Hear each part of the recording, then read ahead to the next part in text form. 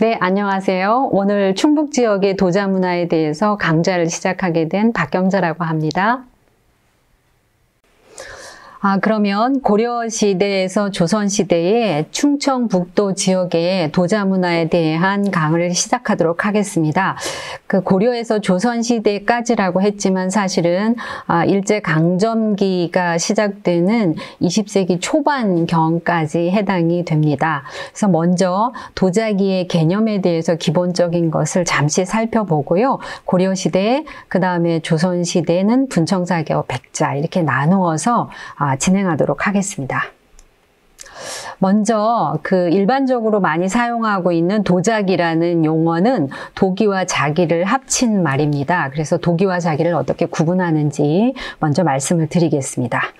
도기는 우리가 흔히 아는 옹기, 토기 이게 다 포함이 되는데요. 일반적으로 유약을 시유하지 않고 도토를 사용해서 만든 그런 그릇들입니다. 근데 예외적으로 삼국시대 같은 경우에는 저온에서 유약이 녹을 수 있도록 납을 용매제로 사용해서 시유를 한 삼국시대 연유도기가 있습니다. 그러면 이 도기와 함께 자기는 어떻게 차이가 나는지 보도록 하겠습니다. 자기는 일단 동서양의 개념의 차이가 있습니다.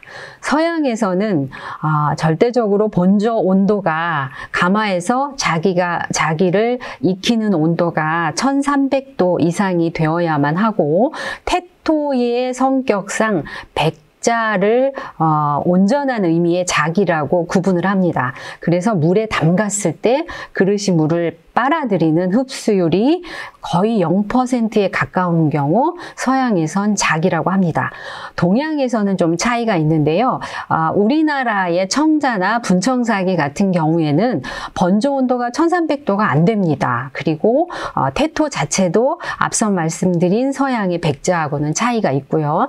그래서 서양의 개념에서 보면 우리나라 분청사기와 청자는 자기에 해당이 되지 않지만 동양에서는 일반적으로 자기에 포함을 시킵니다. 그래서 동양에서의 자기는 청자, 분청사기, 백자가 모두 포함이 됩니다.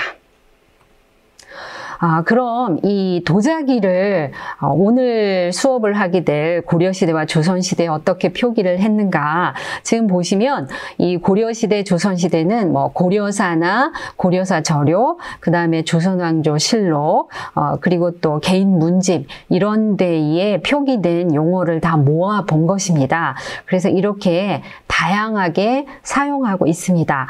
그런데 고려시대에서 조선시대의 어떤 기록에도 도자기라는 용어를 사용한 예는 현재 확인이 되지 않고 있습니다. 아마도 그 당시에는 도자기라고 사용하지는 않은 것으로 추측이 됩니다. 그러면 도자기라는 용어가 기록에서 처음 나오는 것은 언제냐? 순종실록에 기록이 돼 있는데요. 1914년 20세기에 들어와서죠. 1914년에 이 기록에 보면 이 도자기가 실제로 이렇게 도자기라고 한자로 기록이 돼 있습니다. 그래서 지금 위에 타이틀에 단 것처럼 옹기 자자와 자석 자자를 연달아서 요 순종 때의 기록에 사용한 예가 있습니다. 그래서 우리가 익숙하게 사용하고 있는 도자기는 20세기 들어와서 아마도 일본의 영향으로 사용하기 시작한 용어가 아닐까 그렇게 추측을 할 수 있습니다. 그러면 우리가 시각적으로 볼 때 자기의 종류를 어떻게 나눌 수 있는가. 지금 보시는 것처럼 고려시대 청자, 아주 전형적인 청자지요. 이런 경우 누구나 청자라고 알 수가 있고 분청사기는 청자에 비해서 조금 인지도가 떨어지는 것 같습니다. 그래서 태토는 청자하고 같은 계통의 2차 점토를 사용을 하는데 그 위에 백토 성분인 백토를 그릇의 표면에 입혀서 하얗게 분장을 한 것을 예, 분청삭이라고 하고 주로 제작된 시기는 조선시대 15세기에 집중적으로 제작이 되었고 16세기 초까지 존재했던 예, 우리나라 전통 자기의 한 종주입니다.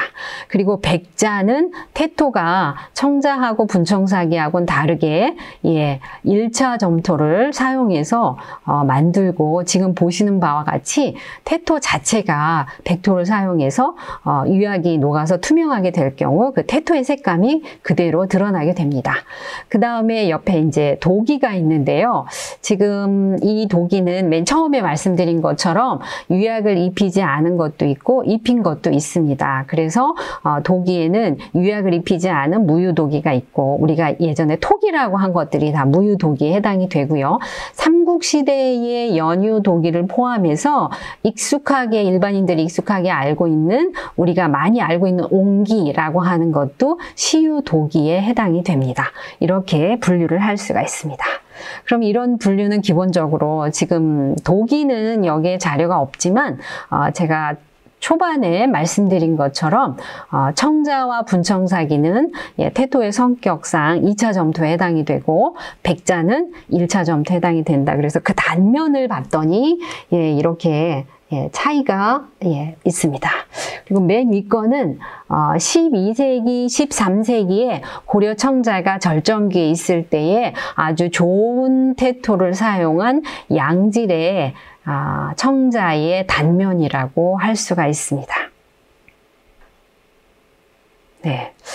그래서 이렇게 차이가 있고요. 그 다음에 이 고려시대 때 청자와 함께 조선시대 15세기에도 이 고려시대 청자와 유사한 조선 청자가 또 예, 제작이 된 게 확인이 된 바 있습니다. 주로 전라남도 지역에서 집중적으로 제작이 되었는데 거의가 차이가 없습니다. 네, 그래서 이렇게 다양한 종류의 자기가 있었고요. 그러면 지금부터 고려시대 예, 청자에 대해서 먼저 살펴보도록 하겠습니다. 요즘에 최근에 문화재청에서 국보나 보물의 번호를 지정번호를 사용하지 않기로 했습니다. 왜냐하면 문화재에 이렇게 서열화한다는 그런 의미로 사용하지 않기로 하였습니다만 이 수업의 편의상 제가 여기에 두세 건 국보 표기를 좀 해보았습니다. 지금 보시는 청자는 장식도 없고 유약도 굉장히 거칠게 시유가 돼 있어서 이게 도대체 어떻게 국보로 지정이 될 수 있을까 의문이 들 수 있습니다. 그러니까 문화재에는 역사적인 자료가 있고 학술적인 가치가 있고 그 다음에 예술적인 가치가 있어서 그런 것들을 이렇게 종합해서 지정을 하는데요. 지금 보시는 것은 이 항아리는 먼저 보여드리면 이 굽 안쪽에 음각으로 예. 음각으로 10세기 후반엔 993년에 고려의 태조인 태조를 기리기 위한 사당에 제사를 지낼 때 사용한 제기이고 그리고 만든 사람이 누구인지 이쪽에 보면 향기라는 것은 이렇게 드릴 향자 제사 지낼 때 쓰는 예, 그런 그릇인데요. 여기 장인 최기래가 만들었다. 그래서 어떤 목적으로 언제 누가 만들었는지를 다 보여주는 그런 역사적인 자료를 갖고 있는 희소성 뭐 이런 것들이 인정이 돼서 예. 국가지정문화재로 예, 가치를 인정받은 자료이죠. 그래서 이것은 10세기 후반에 고려 도자의 수준을 대표하는 그런 자료라고 할 수 있습니다. 근데 익히 아시는 것처럼 이 청자의 색은 푸른색이라고 예, 녹청색의 푸른색이라고 알고 있는데 아직은 그런 색이 아니죠. 약간 노랗고 갈색 톤을 띠고 있기 때문에 10세기 후반에 이 고려시대의 도자의 수준을 대표한다고 할 수 있습니다. 그다음에 이거 역시 동일한 국보인데요. 아마 아시는 분이 많을 거예요. 굉장히 인지도가 높은 고려시대 대표적인 청자인데요. 서울에 있는 간송미술관 소장품이고요. 예, 12세기 후반 또는 13세기 전반, 뭐 최근에는 이게 13세기 걸로 이제 예, 거의 제작 시기가 확정되고 있는 듯 합니다. 그래서 높이도 40cm 이상이 되고 전면에 이렇게 청자 예, 운항문을 빼곡하게 상강기법으로 장식을 한 굉장히 조형적으로 우수한 그런 청자입니다. 그리고 대표적인 청자를 하나를 더 보여드리겠습니다. 앞에 이제 2점의 청자를 보여드렸는데 이것은 조각난 청자입니다. 이 청자가 제작됐다고 알려진 것은 전라북도 부안에 있는 유천리 청자 가마터이고요. 지금 현재 높이가 30.8cm인데 매병으로 춘형되는 것이에요. 여기 보시면 구연부는 다 깨졌지만 형태상 어깨와 아래쪽에 이런 조형적인 비례를 봤을 때 매병으로 추정이 되는 것이고요. 앞에 본 이 운항문 청자가 동그라미 안에 이 문양이 패턴화돼 있다면 이것은 그렇지 않고 이 매병의 표면 전체의 구획을 따로 두지 않고 전체를 화면으로 확장해서 거기에 과감하게 파충문을 상강기법으로 장식을 했어요. 그러니까 굳이 비교를 하자면 2점의 청자에서 그 예술성이 어떤 게 더 호감이 커질까, 뭐 개인적인 차이가 있을 수 있지만, 그래서 좋은 청자 2점의 서로 다른 면모를 비교해서 볼 수 있습니다. 그리고 이제 또 하나는 일본에 있는 오사카 동양도자 미술관 소장품인데요. 완입니다. 입지름이 이제 17cm니까 완 또는 우리가 대접이라고 하는 그런 일반적으로 대접이라고 하는 그런 크기에 해당이 되는데요. 안쪽에 구름과 학을 저렇게 교차로 배치를 해서 백상감과 흑상감을 잘 사용해서 아주 우아한 분위기를 연출을 하고 있습니다. 고려시대 때 이런 디자인의 청자에 있는 이런 것은 다른 공예에도 공유하는 물론 현상이 있었습니다. 지금 보시는 것은 고려시대 동경으로 알려졌고 국립중앙박물관 소장품입니다. 앞에 보신 청자 완하고 디자인이 거의 동일한 것을 알 수가 있고요. 이 2점을 비교한 양식적으로 문양에서 어떤 공유 현상, 금속 공예와 도자 공예에서의 공유 현상을, 동시대성을 보여주고 있는 장면이어서 제가 제시를 해봤습니다. 이것과 같은 예로 고려시대 아주 품질이 좋은 그런 청자 합인데요. 지금 이 뚜껑의 지름, 죄송합니다. 요 지름이 17cm의 모자합이라고 해서 요게 모에 해당하는 것이고 안에 있는 것에 자에 해당하는 것이죠. 그래서 이런 걸 모자합이라고 하는데 이 뚜껑의 윗면들에 아주 섬세한 장식을 상강기법으로 베풀었습니다. 그런데 이런 것은 익히 알려진 고려시대의 나전칠기 공예에서도 유사한 그런 디자인이 있습니다. 그래서 비교를 해보면 핵심이 되는 뚜껑 부분의 핵심이 되는 부분을 보면 이렇게 테두리를 두르고 동그랗게 연속적으로 나열을 해서 이런 부분, 그 다음에 지금 요 국화의 이런 형태가 이 나전칠기와 이 동일한 공통 분모가 있습니다. 물론 나전칠기의 제작 시기와 이 청자합의 제작 시기가 반드시 일치한다 이렇게 볼 수는 없지만 고려시대 특정한 시기에 서로 다른 분야 공예에서의 다른 재질의 공예에서의 양식의 시대성을 동시대성을 보여주고 있습니다. 이것은 앞에 말씀드린 것과 동일한 예입니다. 그리고 고려시대 청자를 대표하는 것 중에 이제 고려시대 왕릉에서 나온 부장품이죠. 지금 보시는 무덤은 고려시대 이 명종의 무덤인 지릉입니다. 이 지릉은 1202년, 13세기 초반이죠. 1202년에 명종이 돌아가서 장례를 치렀고요. 몽고의 침입으로 해서 훼손이 됐기 때문에 1255년에 보수를 해서 이 무덤 안에서 나온 부장품들의 연대는 13세기 전반을 대표한다고 할 수가 있고 왕의 무덤이기 때문에 그 시대를 대표하는 상징성이 있습니다. 그 안에서 나온 청자들입니다. 그래서 아마도 지금 보시는 이런 청자 13세기 전반의 고려시대의 청자를 대표하는 예들이라고 할 수가 있겠습니다. 그 중에 맨 왼쪽 편에 있는 청자 발의 큰 사진입니다. 지금까지 보여드린 맨 앞에 이제 10세기 말에 고려의 태조의 무덤에 사당에 제사를 지내려고 만들었던 그 향기를 제외한 나머지는 제작지가 어디냐 하면 전라남도, 지금 전라남도 강진과 그 다음에 13세기에는 또 일부가 전라북도 부안에서 제작이 됐습니다. 그래서 앞에 설명드린 상강기법의 아주 고급한 청자들은 전라남도 강진하고 전라북도 부안에서 제작이 됐고, 물론 가마터가 다 확인이 됐고, 또 하나는 대부분 그런 양질의 청자들은 제작지에서 그 당시에 고려시대의 수도였던 개경으로 다 운송이 되었습니다. 그래서 지금 보시면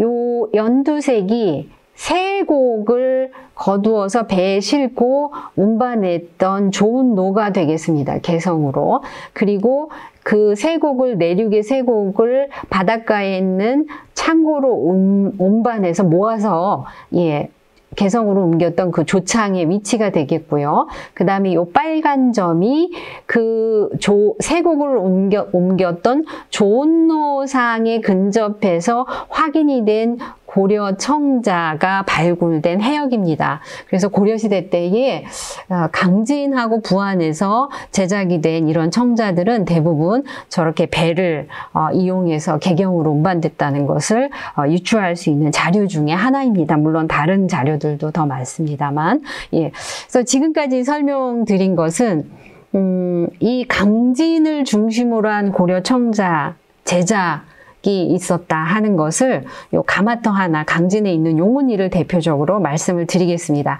그래서 이거에 대한 인식이 있어야 내륙에 위치한 충청북도 지역의 고려시대 때 가마터에, 그리고 거기에서 생산된 그 청자의 위상을 상대적으로 쉽게 이해할 수 있기 때문에 지금 이런 자료들을 준비를 했습니다.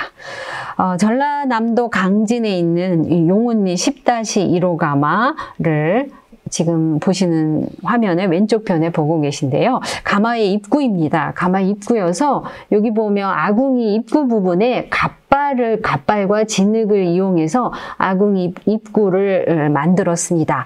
그리고 이 10-4호 가마 바닥에는 여기가 가마 내벽이 해당이 되고요. 지금 그 지상으로 있는 벽하고 천정 부분은 다 지금 훼손이 돼서 남아있지 않고, 가마 바닥에는 자기를 구울 때 사용하는 갓발이 지금 나란히 남아있는 상태입니다.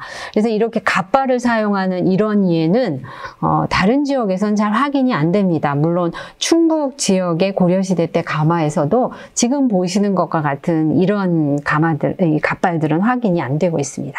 그러면 이 강진의 용운리 이 가마에서 나온 청자들을 먼저 살펴보도록 하겠습니다. 용운리 9호가 상대적으로 앞서는 선행하는 가마이고요. 10호 가마에 층위가 있는데 먼저 만들어진 1층이 있고 그 이후에 만들어진 2층이 있습니다. 그래서 시간의 순서를 보여주는데요. 지금 보시는 9호에서 만들어진 이런 청자들은 문양이 없는 순청자에 해당이 됩니다. 그래서 아직 장식이 등장하지 않았습니다. 그 다음에 10호의 1층의 가마에서 나온 걸 보면 여기 갓발이 등장을 하고 있고요.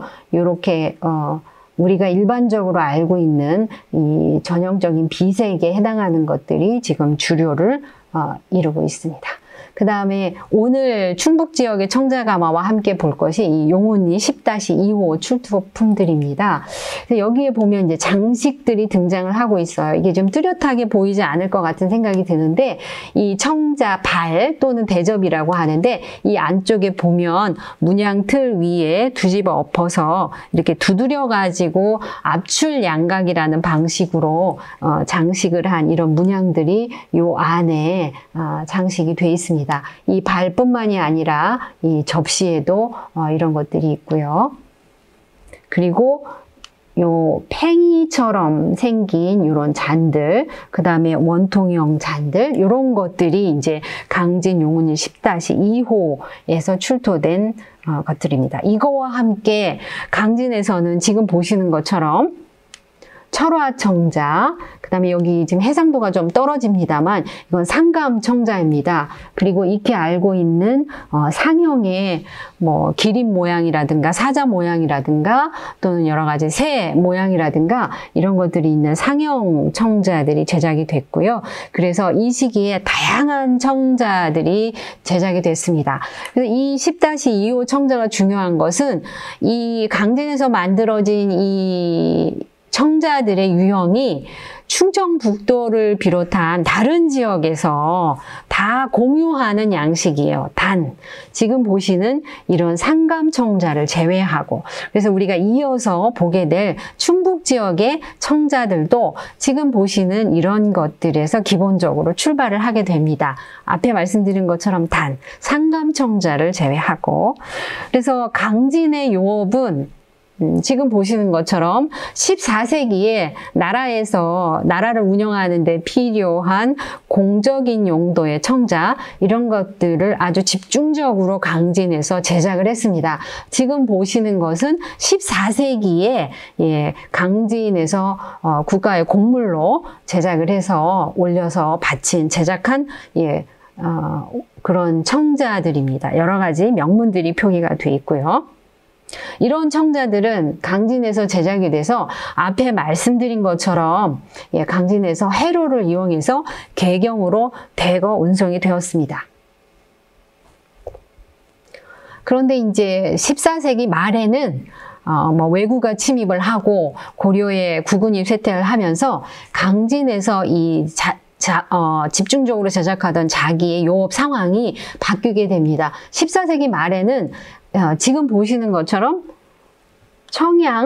충청도 청양이죠. 그 다음에 지금 서울의 강북에 있는 수유동, 이런 곳에서도 고려 말에 조선이 개국하기 직전에 공납자기를 생산한 예들이 적지만 확인이 되고 있어서 14세기 말에는 강진 중심의 요업이 중단이 되고 다른 지역으로 확산이 된 현상을 보여주고 있습니다. 그래서 이것을 지도로 표기하면 이렇습니다.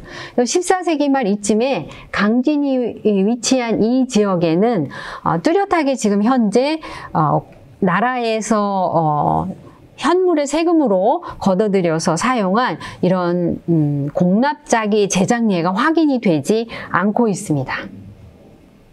그런데 이제 1392년 조선이 개국하고 1417년경까지 고려 말의 그런 변화로 조선 개국한 국초에는 이렇게 전국에서 곡물로 자기를 제작하게 됩니다. 앞서 보셨던 강진 중심의 요업이 14세기 말부터 시작을 해서 15세기 초에 걸쳐서 이렇게 다변화된 확산된 양상을 보여주는 지도입니다. 이때 대표적으로 제작된 공납자기로는 사선이 표기된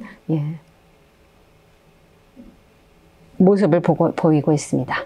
그래서 이제 지금까지 설명드린 거를 핵심적으로 정리를 하자면 고려시대 때에 11세기부터 시작을 해서 14세기 3, 4분기까지 이 강진의 요업은 대단히 왕성하게 이루어졌습니다. 물론 여기에 부안에서도 고급한 청자를 구웠지만 이 강진에서 국가에서 필요로 한 자기들을 집중적으로 제작했고 물론 거기에는 아주 예술적으로 우수하고 그 품질 면에서도 우수한 이러한 자기를 집중적으로 생산해서 이 강진이 고려시대 청자 제작의 아주 대표적인 중심지라고 할 수가 있죠.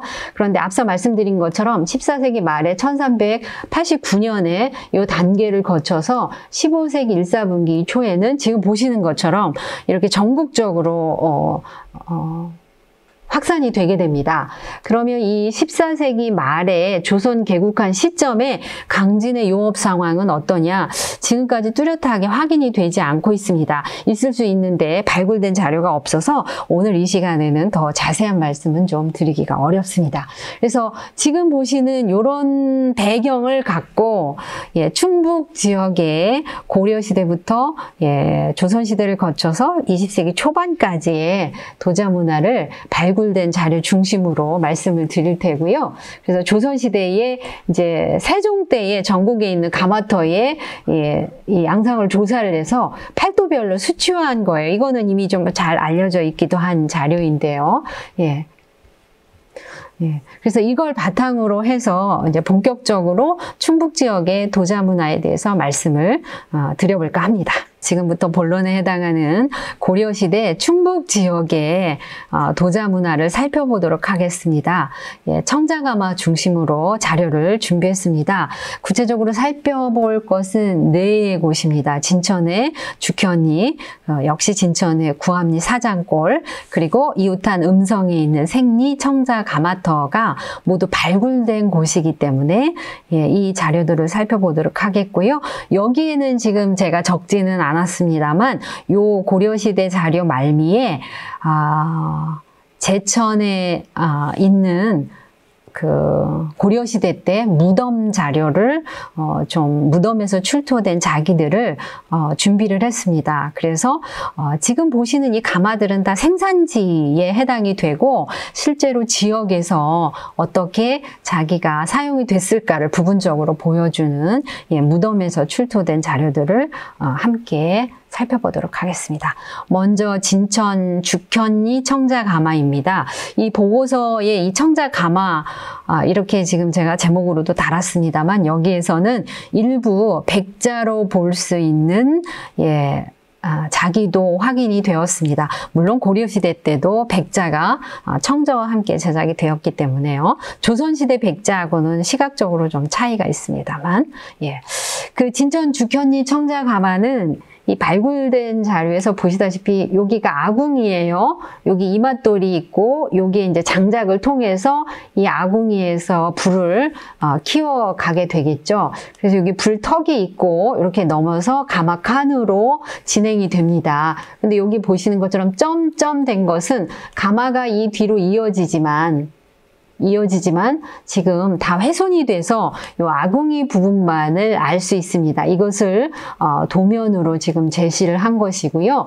지금 보시는 바와 같이 우리가 아는 이렇게 바닥이 지금 알고 있는 전통가마라고 알고 있는 이렇게 딱 수평으로 계단이 된 이런 계단식이 아니라 평평한 약간 비스듬한 이 경사가 있는 그런 구조이고 이 가마 안에 칸 구분이 따로 없습니다. 이 경사도는 뭐 13도 안팎이 좀 많고요. 이 20도를 13도, 20도 요 사이를 갖는 고려시대의 아주 일반적인 가마의 형태입니다. 그래서 진흙하고 자갈도를 일부 사용해서 가마를 축조하고요. 아궁이 부분은 이 지표의 아래 부분에 있지만 위로 가면서는 이게 지상의 가마 벽이 축조가 됐을 걸로 짐작이 되는 그런 형태입니다. 거기서 나온 자기인데요. 지금 보시는 요것은 청자로 볼 수가 있고요. 그 다음에 요 자료는 단면에 요 희끗희끗한 부분이 있어서 백자로 볼 수가 있습니다. 지금 요 청자에서도 보시는 바와 같이 요 안쪽에 이 백자처럼 켜켜이 포개어서 구웠기 때문에 나중에 번조가 되고 나서 이것을 분리시킬 수 있는 이런 비즘을 만들어서 포개어서 많은 양을 제작하는 이런 방식이었던 것을 유추할 수 있습니다. 아까 강진의 용운리 청자가마에서 본 것처럼 갓발을 사용하지 않았기 때문에 그릇 안쪽에 번조할 때 이 시목을 심옥이 연소되면서 날아가서 붙는 재라든가 또는 가마 안에서 이렇게 떨어진 그런 이물질들이 이렇게 붙어 있는 현상을 확인할 수가 있어요. 그러면 이런 것들은 무엇을 의미하느냐? 아까 앞부분에 설명을 드렸지만 강진을 중심으로 제작된 그 당시에 개경 중심의 왕실이나 그 상류층이 썼던 이런 고급한 자기들하고 다른 지역에서 생산된 청자들하고의 품질 차이가 있다는 것을 뚜렷하게 확인할 수가 있는 부분입니다. 그 다음에 이제 진천 구암리 사장골 청자가마입니다. 이곳에서는 청자가마 2기, 폐기장 2곳, 작업장 1곳, 그 다음에 취토장, 원료가 청자를 만들 때 사용하는 태토에 해당하는 점토를 채취한 취토장 2곳이 확인이 되었습니다. 이외에도 도기 가마도 있어서 굉장히 규모가 컸던 고려시대 때 요장인 것을 확인할 수가 있습니다. 이 중에 먼저 1지점이라고 지정된 곳에 청자 가마를 보도록 하겠습니다. 지금 보시는 시선에서 왼쪽에 가마 폐기장, 오른쪽에 이제 말씀드린 취토장이 있고요. 요 가마 부분을 보면 요 부분입니다. 요 부분이고요. 그 다음에 노란색은 뭐냐면 가마가 이렇게 길기 때문에 중간중간에 출입문이 있어요. 거기에서 번조한 것을 꺼냈을 때 온전히 잘 구워진 것도 있지만 사용할 수 없는 폐기물들도 있습니다. 그래서 바로 버려서 쌓여있는 이런 부분 폐기장이 지금 노란색 부분에 해당이 됩니다. 가마를 먼저 살펴보도록 하겠습니다. 앞에 진천의 죽현리에서 말씀드린 것처럼 요 아궁이가 있고 그 다음에 요 불턱을 지나서 이렇게 가마칸으로 이어지는 거의 일자양에 가까운 한 칸짜리 가마입니다. 역시 이 뒤에 굴뚝 부분은 삭평이 돼서 훼손이 된 상태이고요. 그 다음에 여기에 이거는 갓발이 아니고 가마 바닥에 아궁이에서 불을 떼면 이쪽으로 올라가죠. 그래서 경사도가 이렇게 비스듬히 있기 때문에 불이 가마 바닥에 붙지 않고 약간 위로 뜹니다. 그래서 가마 바닥에 도지미들을 놓고 그 위에 그릇을 올려서 이제 번조하게 되죠. 그래서 가마는 이런 형태고요. 그곳에서 나온 이제 작업장 구조입니다. 지금 보시면 이쪽에 이렇게 웅덩이 같은 것들이 뭔가 구조적인 구조물이 설치되었을 이런 부분들이 있고 그다음에 여기 나란한 돌 구조물들은 온돌 시설입니다. 그래서 작업장 안에 저렇게 온돌 시설이 있는 경우는 상당히 많이 확인이 되었는데요. 미루어 짐작하기는 저 부분이 장인들이 저기에서 일시적으로 뭐 잠을 자거나 쉬는 것으로도 활용됐을 가능성이 있지만 그릇을 제작을 하고 건조를 하는 그런 용도일 가능성이 있습니다. 그러니까 이제 뭔가 요 온돌 구조이기 때문에 우리가 생각하는 뜨겁게가 아니라 약간의 열기를 가열을 해서 약간의 온기가 있으면 그 위에 그릇을 올려놨을 때 아주 적정한 속도로 건조하는 데 도움을 받을 수 있죠. 그래서 아마 그런 기능을 하지 않았을까. 이것은 어디에도 기록이 없기 때문에 추정만 가능한 부분인데 이런 설정은 논리적으로 좀 가능하지 않을까 그렇게 추정을 해볼 수 있습니다. 그래서 이렇게 가마 주변에는 아까 말씀드린 것처럼 폐기물을 버린 퇴적층이 있고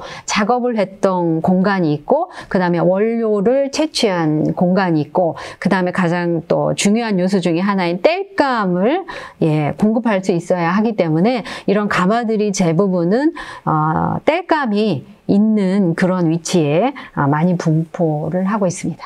그래서 이 구암리 사장골에서 나온 청자들입니다. 이 부분에 보면 앞에 그 용운이 10-2호에서 설명을 드렸던 것처럼 이렇게 찍어내는 방식으로 장식을 한 앞줄 양각에 장식이 있는 부분이 있고 이렇게 장식이 전혀 없는 부분이 있습니다. 그리고 역시 진천 죽현리에서처럼 이렇게 안쪽에 포개어서 구웠다가 이 분리시킨 그런 기능을 할 수 있는 비즘 흔적이 있어서 예, 역시 주현미하고 크게 양상이 다르지 않다. 거의 유사하다. 이렇게 볼 수가 있습니다. 그리고 여기 보시는 이렇게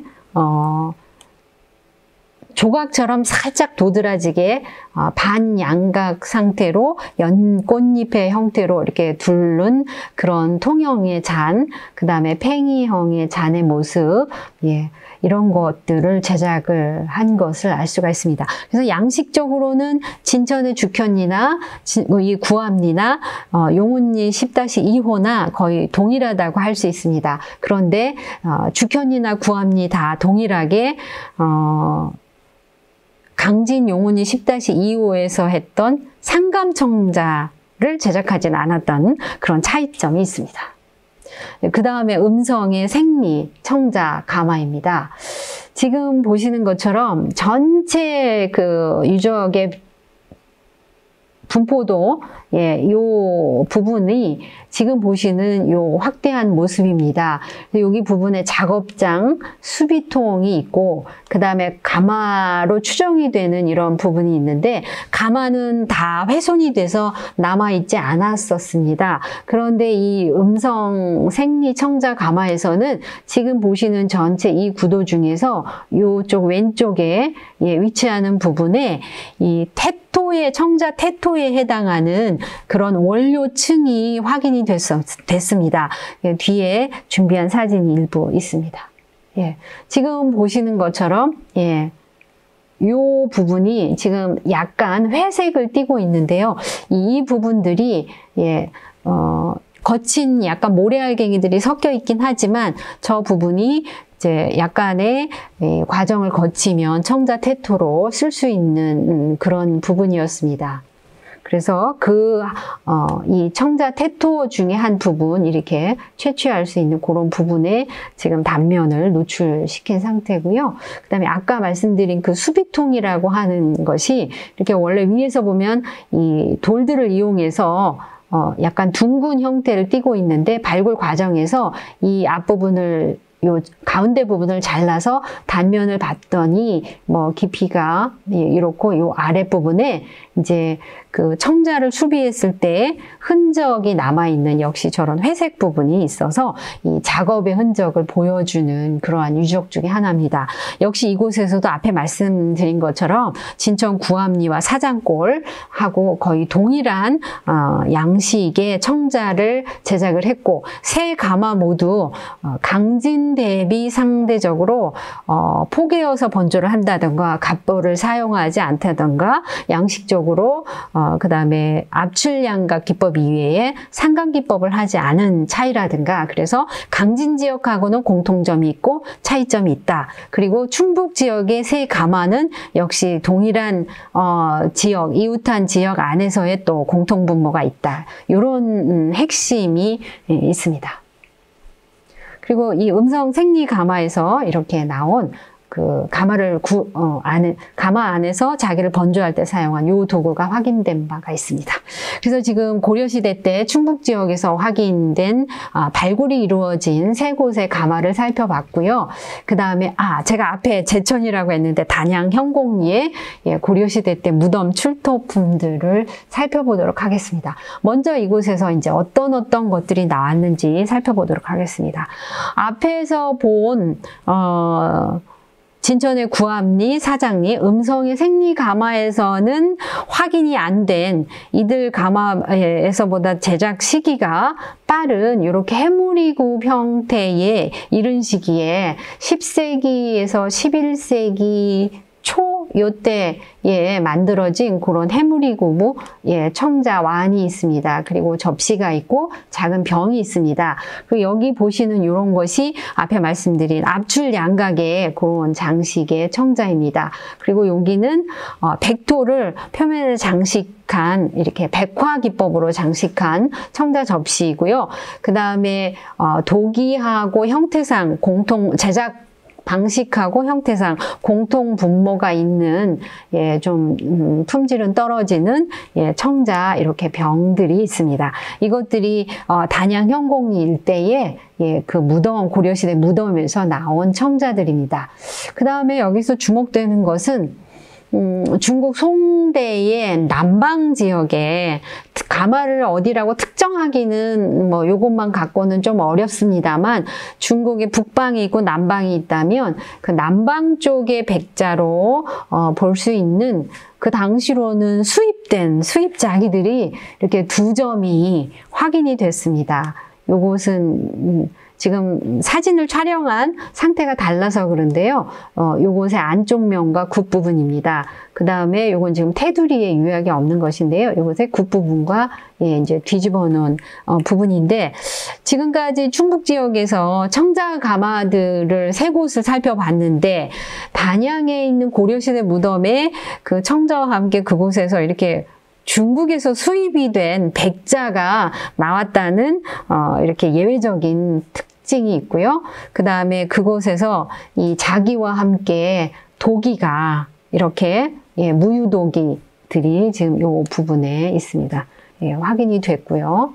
다양한 형태의 무유도기입니다. 지금 보시는 이런 병류들은 자기에도 다 있는 형태입니다.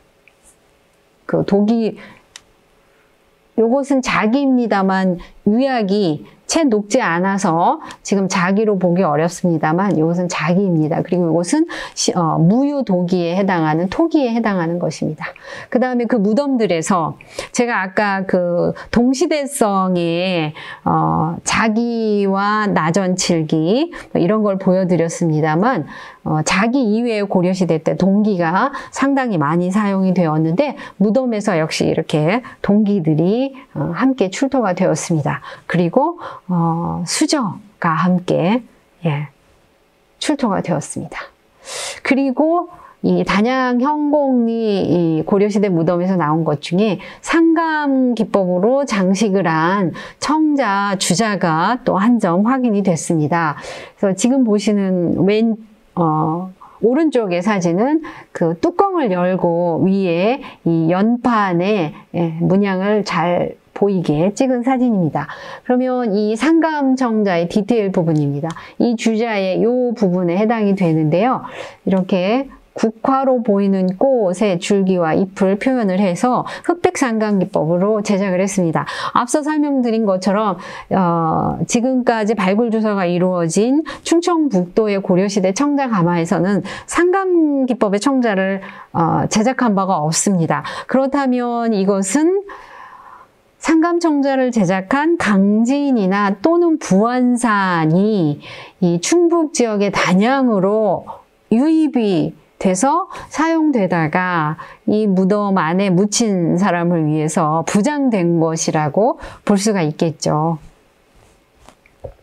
그래서 이 고려시대 여러 개의 무덤이 있었습니다만 그 중에 가장 대표적인 주목받는 무덤입니다. 여기서 보면 여기 이제 피장자의 인골이 이렇게 나왔고요.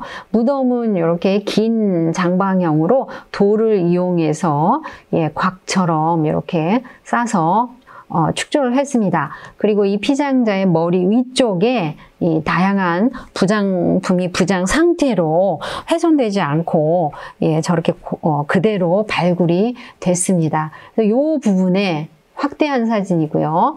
여기에서 나온 도자기들입니다. 아까 말씀드린 것처럼 이것은 아마 충북 지역의 가마들에서 충북 지역에서 제작되었을 가능성이 큽니다. 근데 이건 상감청자이기 때문에 조금 전에 말씀드린 것처럼 강진이나 부안산이 충북 지역으로 유입된 것으로 볼 수가 있고요. 이것도 역시 마찬가지예요. 앞에 보여드린 것들보다는 상대적으로 상당히 좋은 양질의 상태를 보이고 있고 더구나 중국에서 수입된 백자가 유입이 됐기 때문에 함께 부장이 됐기 때문에 이걸 통해서 이 무덤 안에 묻힌 사람의 피장자의 신분적인 또는 그 당시에 어떤 그 사회적인 계층 이런 것을 짐작할 수 있는 중요한 단서라고 할 수 있죠.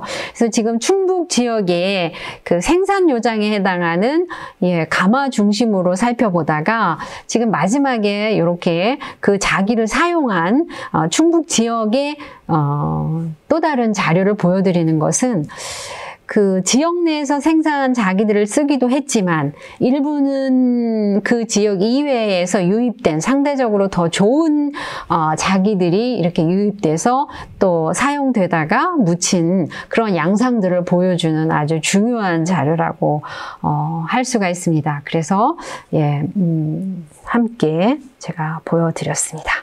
그러면 이제 고려시대를 이렇게 살펴보았고요. 이어서 충북 지역의 조선시대의 분청사기 가마를 살펴보도록 하겠습니다.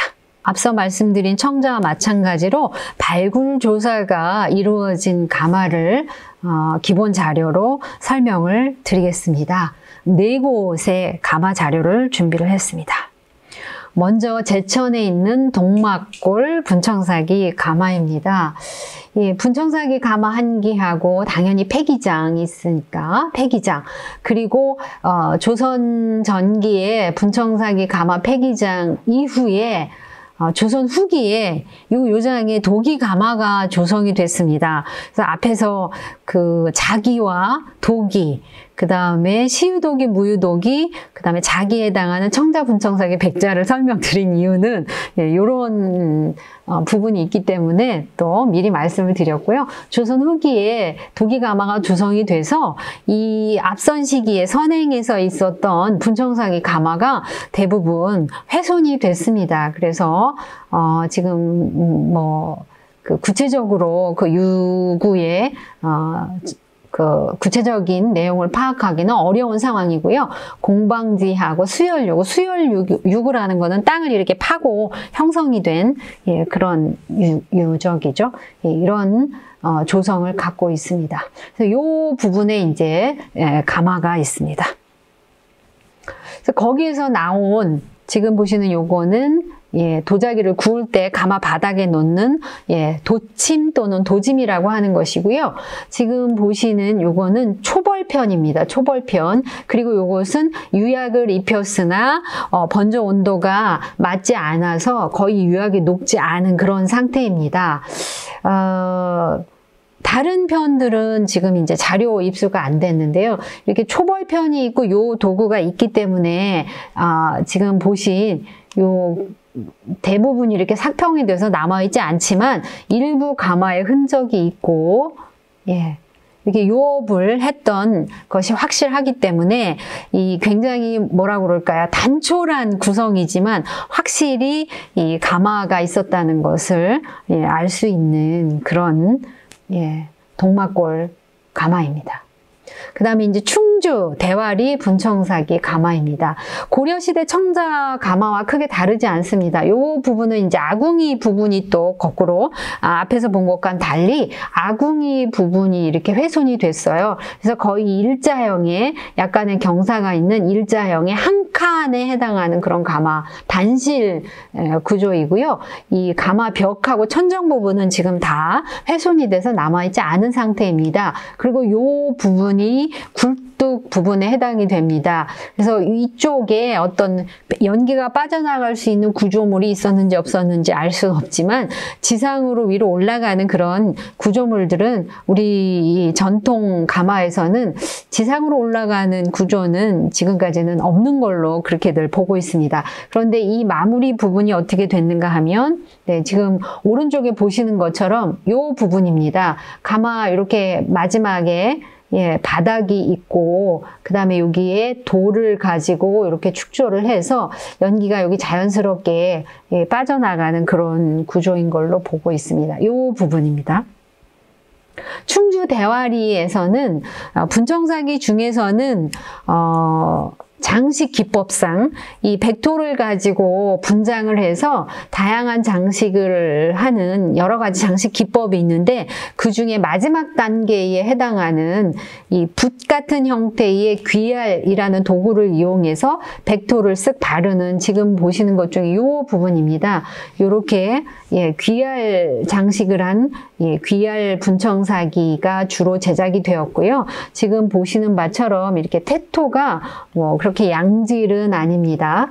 그리고 이것은 발에 해당하는 것이고 접시, 그 다음에 병 부분이고요. 이것은 전체 형태를 알 수는 없지만 이 제기로, 자기제 제기로 추정이 되는 제기편이 있습니다.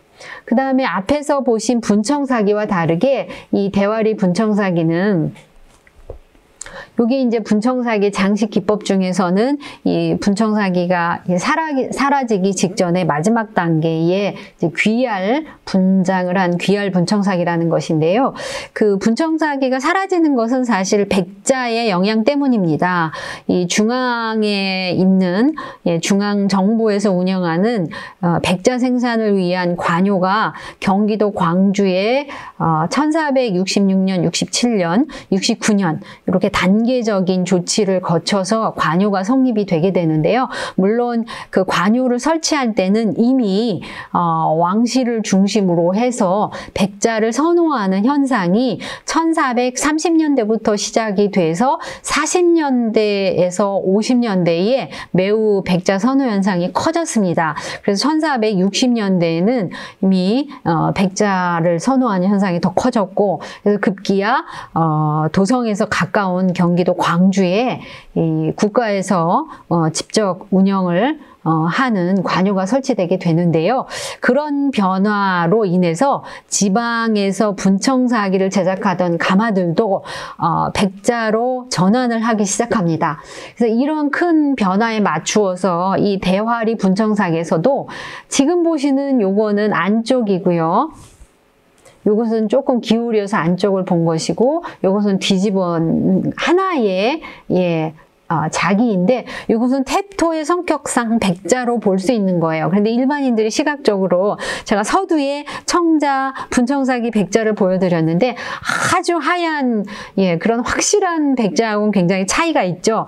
근데 분청사기, 이 청자와 분청사기 백자, 이 차이는 아까 말씀드린 것처럼 태토를 어떤 것을 사용하느냐, 1차 점토를 쓰느냐, 2차 점토를 쓰느냐 이거에서 결정이 되는데 2차 점토를 쓰던 분청사기 장인들이 1차 점토인 백토를 써서 백자로 전환하는 것은 한순간에 이루어지지 않았던 것 같아요. 그래서 지금 보시는 것처럼 이 눈으로 봤을 때 백자인지 분청사기인지 그 정체성이 모호한 이런 것들이 분청사기 중에 양식적으로 마지막 단계에 해당하는 뭐 귀열 분청사기나 또는 분장을 담가서 분장을 하는 덤벙 분청사기로 전환하는 그 단계에 뭐 시기적으로는 15세기 3, 4분기에서 4, 4분기에 해당이 됩니다. 이런 가마들에서 백자인지 분청사기인지 모호한 이런 것들이 함께 제작되는 사례가 매우 많습니다. 그래서 이것은 아주 일반적인 현상인데 역시 충북 지역에서도 마찬가지 변화를 보였다 하는 것을 보여주는 자료라고 할 수가 있습니다. 그리고 이 대화리 분청사기 가마에서 사용한 이 도짐이 그 다음에 가마에 불을 떼면서 온도가 얼마나 됐을까? 가마의 상태가 어느 정도일까? 불을 꺼도 될까? 이런 걸 볼 때 유동적으로 쓸 수 있는 가마 벽 측면 옆에 있던 이거는 불마개라고도 하는 것인데요. 이렇게 이런 것들이 있고 그 다음에 그 중에 일부분 이 부분은 제가 이거는 직접 본 경험이 없는 자료여서 근데 사진상으로 봤을 때도 장인의 손가락 자국이 아닐까 이렇게 추정이 되는 부분입니다. 그래서 오늘 뭐 이 얘기를 더 구체적으로 하기는 시간이 제한돼 있기 때문에 어렵습니다만 우리가 이렇게 보고 있는 이런 생산 유적으로서의 가마터 거기에서 나온 폐기물들 또 우리가 박물관에서 보는 아주 좋은 상태의 그 어떤 문화재로서 보는 도자기, 이런 것들은 사실 모두 다 그 이면에는 장인의 존재가 있습니다. 그래서 가마토 자료들을 보면 손자국이라든가 또는 장인의 이름이라든가 이런 것들이 왕왕 확인되는 경우가 있어서 아주 생생한 느낌을 전해주는 그런 부분이라고 하겠습니다. 그래서 대화리 가마에 이어서 그 다음에 영동 사부리 분청사기 가마를 보도록 하겠습니다. 지금 왼편에 보시는 요 부분이 아궁이의 입구예요. 요 부분이. 그래서 요 부분에 머릿돌이 있고 여기에 장작을 투여를 해서 불이 타는 아궁이 부분입니다. 불턱을 타고 넘어가면 이제 가마 칸이 시작이 되는데 역시 매우 훼손이 심한 상태에서 아궁이 부분만 남아 있습니다. 그런데 이 본격적인 아궁이 부분 앞에 이렇게 돌을 가지고 뭔가 인공적으로 만든 구조물이 있습니다. 그래서 이게 뭘까? 발굴 당시에 굉장히 고민들을 했었는데요. 앞에 말씀드린 것처럼 가마가 약간의 이렇게 청자가마나 분청사기 가마나 보통 12, 3도에서 높게는 25도의 경사도 이런 걸 갖고 있는데 그러니까 아궁이 쪽이 낮고 굴뚝 쪽이 높은 구조죠. 그래서 아궁이 쪽이 낮기 때문에 이 부분은 가마를 축조하고 이 낮은 아궁이 쪽에 뭐 장마철이라든가 이럴 때 물이 고이는 습기가 차는 구조가 아닐까. 그래서 아궁이 입구 요 부분에 덧대서 요거는 뭔가 물을 뺄 수 있는 배수로가 아닐까라는 당시에 이제 그런 추측을 했던 구조입니다. 앞에서 설명드린 청자가마와 또 다른 분청사기 가마에서 없던 부분이어서 제가 좀 설명을 드렸습니다. 네, 이 부분입니다. 네. 그럼 여기에서는 어떤 분청사기를 제작했는가?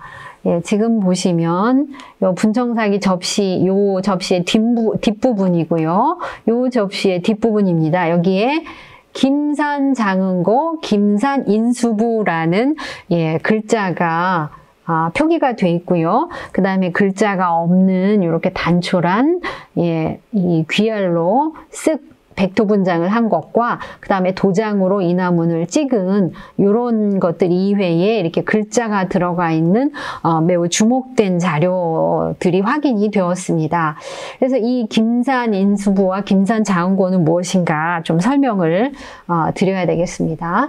일단 이 가마가 있는 지금 충북 영동 지역이 영동 지역에 관한 자료가 세종실록 지리지에 실려 있습니다. 이 세종실록 지리지는 8도에 걸쳐서 세종 당시에 8도에 걸쳐서 8도의 현황, 지역별로 군현별로 그 여러 가지 인구가 얼마고 토지가 얼마고 특산품이 어떻고 그 다음에 주목되는 산천의 뭐 현황이 어떻고 그 다음에 그 통신실 봉수라든가 뭐 여러 가지 그 지역의 정보를 다 담고 있는 굉장히 방대한 자료를 담고 있습니다. 이 세종실록 지리지는. 그런데 세종실록 지리지에 담긴 자료를 조사한 시간은 1424년에서 1432년 사이예요. 그래서 여기에 이렇게 설명되어 있는 자료들이 대부분은 그 기간 안에 해당하는 그 당시의 상황이라고 볼 수가 있겠습니다. 그런데 이 충청도 청주목 황간현에는 어떤 얘기가 있었냐면 지금 고 1424년에서 32년 사이에 이 가마가 있는 이 충청도 황간 청주목에서 관할하는 황간현은 예전에는 김산현에 있었다. 이 김산현은 경상북도 지역이에요.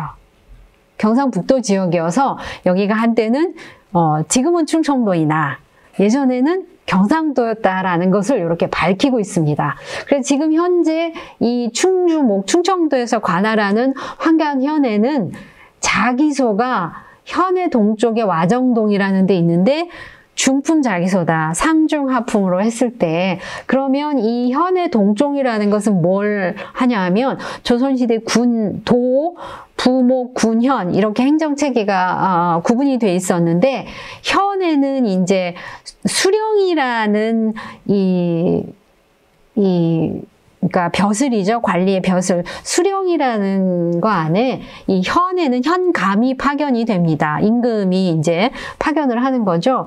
그런데 그 지방마다 치소가 있잖아요. 그 치소에 보면 그 현을 다스리는 관청이 있고, 그래서 그 관청에는 그 관청의 창고도 있고, 관아도 청사죠. 관청의 청사도 있고, 객사도 있고, 뭐 이런 것들이 다 위치를 하는데 성 안에 있는 거예요. 그런 것들이. 예? 치소를 둘러싸고 그 안에 이제 중요한 뭐 건물들이 포함이 돼 있고 사람들이 살고 있는 그 성이 있는데 그 성의 위치를 기준으로 동쪽에 와정동이라는 곳에 자기소 한 곳이 있다. 물론 저 자기소 한 곳이라고 할 때 가마가 한 곳이거나 두 곳이거나 세 곳일 수도 있습니다. 어쨌든 이 황간현에서 관장을 하는 자기소가 한 곳이 있다는 또 기록이 있습니다. 그런가 하면 이 황간현이 아니라 충청도 전체를 설명하고 있는 이 세종실록 지리지의 충청도에는 태종 13년이면 서기로는 1413년인데요. 이 경상도의 옥천, 황간, 영동, 청산, 보은을 충청도로 편입했다라는 기록이에요. 1413년에. 예. 그러니까 1410년에 13년에 죄송합니다. 저기 1414년이라고 오타가 났네요. 1413년입니다. 이때에 경상도에 해당이 되는 옥천, 황간, 영동, 청산, 보은을 충청도로 편입했다는 얘기예요. 그러면 1423년에서 32년 사이의 자료에는 이미 황간현이 충청도이기 때문에 예전에는 경상도의 김산현에 이 지역이 있었다. 이런 얘기가 되는 거죠. 그런데 어쨌든 이 지역에서 지리적으로 김산현에 가까운 거예요. 지금도 가면 추풍령 고개가 넘어가기가 쉬운데요. 그래서 이런 그 기록들이 남아 있어서 조선시대에 이 국가를 운영하는데 그 행정기관들이 공무를 수행하는데 고유한 업무를 수행하는데 소용이 되는 그릇들을 전국에서 세금으로 9년별로 이렇게 바치게 한 거예요. 그랬더니 지리적으로 행정구역별로 경상도이었다가 충청도로 다시 속한 이 충북 영동 사부리 가마에서 근데 저 기록에 있는 그 지역이 바로 이 가마냐? 이거는 100% 확신은 못하지만 가능성 범위 안에 들어있는 가마죠. 그랬더니 이 가마에서 어떤 게 나와 있냐면 예전에는 김산현이었다 이랬잖아요. 근데 여기 보면 김산, 인수부 그 다음에 이쪽에는 어떻게 됐나요? 김산 이게 장흥고 이게 중앙에 있는 관청의 이름이에요. 인수부는 뭐냐면 태종 이방원이 세제일 때, 또 세종에게 임금을 물러주고 상왕으로 있었을 때 그 상황에 대한 예우를 해줘야 되잖아요. 그래서 그를 위해서 임시로 그 태종 상황을 위한 관청을 하나 세우는 거예요. 그게 인수부입니다. 그리고 장흥고는 이 호조에 속해서 정부에서 사용하는 물자라든가 뭐 여러 가지를 관리하는 그런 관청인데, 그러면 이 김산현에서 김산현이 관장하는 자기소에서 김산현감 주관으로 세금으로 낼 도자기를 제작했다는 단서가 되는 거죠. 그래서 김산현에서 중앙에 있는 장흥고에 상납할 자기로 제작을 한 거예요. 그리고 인수부에 상납할 자기로 제작을 한 거죠. 그래서 이게 가마터에서 나온 자료이기 때문에 이 지역이 생산한 그 시설이구나 하는 것을 알 수가 있고, 지금 현재 충청도에 속해 있는 영동에 있는 사부리 가마에서 15세기 1사분기에서 2사분기 사이에 이렇게 중앙정부의 그것도 구체적인 관청인 장흥고와 인수부에 현물의 세금으로 자기를 만들어서 상납을 했구나라는 것을 보여주는 굉장히 좋은 역사적인 실증 자료라고 할 수가 있죠.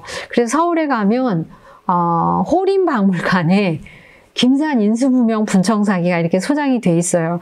이거는 이제 일반 민간에서 사용하는 민수용 자기가 아니라 관에서, 지방의 관에서 세금으로 이렇게 제작이 된 그릇이라서 민수용으로 쓰는, 민간에서 쓰는 자기보다는 상대적으로 품질이 좋을 것이다 라는 것을 상식적으로 좀 이야기할 수가 있는데요. 지금 보시는 것처럼 안팎에 빽빽하게 도장으로 문양을 찍은 다음에 거기 백토를 감입해서 인화상감을 한 그런 사례입니다. 그리고 심지어는 굽다리 주변까지 빈틈없이, 그리고 그 주변에 역시 김산의 산자가 있죠. 인수부에 숫자가 보이고, 그래서 이 글자들을 보면 김산 인수부에 상납을 한다 라는 의미인 거예요. 그러니까 상납 지역, 제작 지역, 그 다음에 이 그릇을 받아들여서 사용할 관청의 이름,